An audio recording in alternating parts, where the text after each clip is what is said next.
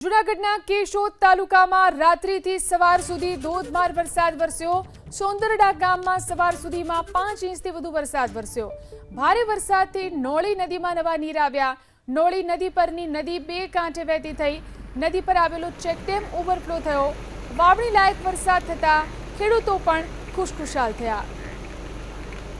જોઈ શકાય છે આ દ્રશ્યો, નોળી નદીના આ દ્રશ્યો છે। સોંદરડા ગામમાં જે રીતે વરસાદ વરસ્યો, 5 ઇંચથી વધુ વરસાદને કારણે અહીંની સ્થાનિક નદીમાં નવા નીર આવ્યા।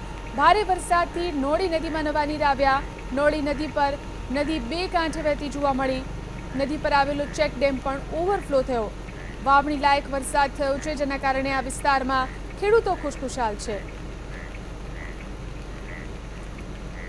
તો નોળી નદીના આ દ્રશ્યો જોઈ શકાય છે, જે રીતે સોંદરડામાં વરસાદ વરસ્યો। ભારે વરસાદને કારણે અહીં સ્થાનિક નદીઓની અંદર નવા નીરની આવક થઈ છે।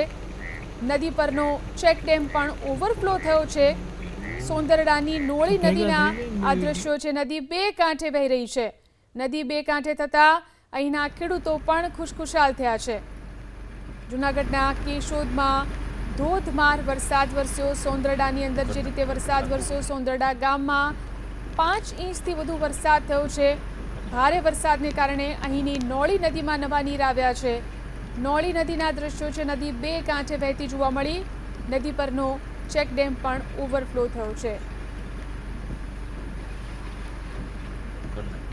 જૂનાગઢનું કેશોદ પંથક અને ત્યાં આ રીતે વરસાદ વરસ્યો। સોંદરડાની અંદર જે રીતે આખી રાત વરસાદ વરસ્યો, 5 ઇંચ જેટલો વરસાદ આખી રાતમાં વરસ્યો છે। ધોધમાર વરસાદ જે રીતે આ પંથકમાં વરસ્યો જોઈ શકાય છે। અહીંની જે સ્થાનિક નદી છે તેમાં પાણીની ભારે આવક જોવા મળી રહી છે। નદી બે કાંઠે વહેતી જોવા મળી રહી છે। સ્થાનિક નદીની અંદર પાણી આવવાને કારણે ખેડૂતો પણ ખુશખુશાલ છે। તો બીજા પણ દ્રશ્યો આપ જોઈ શકો છો, જે રીતે આ પંથકની અંદર આખી રાત વરસાદ વરસ્યો। 5 ઇંચ જેટલો વરસાદ આ પંથકમાં વરસી ચૂક્યો છે, ત્યારે અહીં પાણીની આવક પુષ્કળ પ્રમાણમાં સ્થાનિક નદીઓની અંદર, જળાશયોની અંદર જોવા મળી રહી છે। વાવણી લાયક વરસાદ થયો છે, જેના કારણે ખેડૂતો પણ ખુશખુશાલ છે।